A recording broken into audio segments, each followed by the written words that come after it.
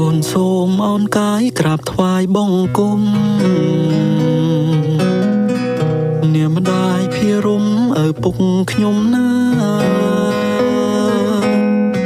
តាំងពីខ្លួនកូនបែកពីគ្រួសារកូនសែនទុក្ខារលឹកអាឡ័យ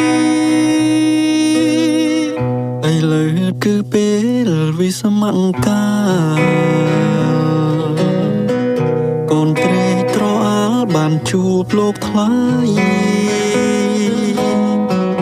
កូនរៀបចំចេញจากវិទ្យាល័យអោអ្នកได้ថ្លៃទាំងស្រោទឹកនេត្រាម្ដាយអើយអ្នកម្ដាយកូនស្ដាយពុំបាននៅជួបជុំយូរយាអម្ដាយកុំព្រាកូនសូមលាទៅតវិជាទៀតហើយអោអ្នកម្ដាយថ្លៃសូមម្ដាយកុំយំសូមម្ដាយភិរមនៅបានសុខសប្បាយចិត្តដល់ថ្ងៃកូនបែកម្ដាយទៀតហើយដើម្បីបំពេញចិនដាលោកថ្លៃអើ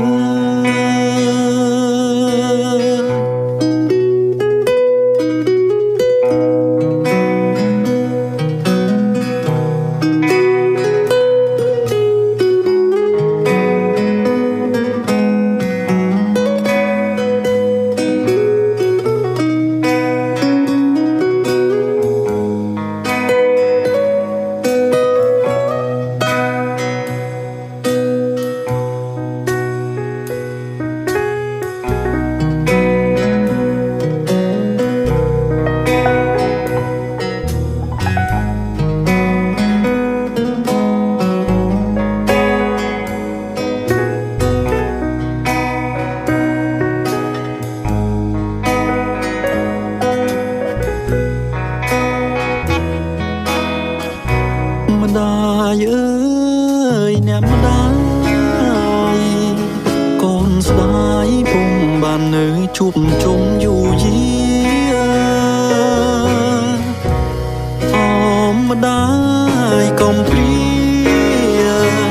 កូនសូមលាទៅតវិជាទៀតហើយអោអ្នកម្ដាយថ្លៃសូមម្ដាយកុំយំ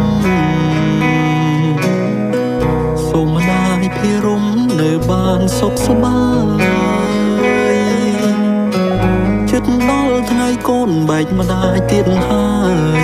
ដើម្បីបំពេញចិនដាលោកថ្លៃអើ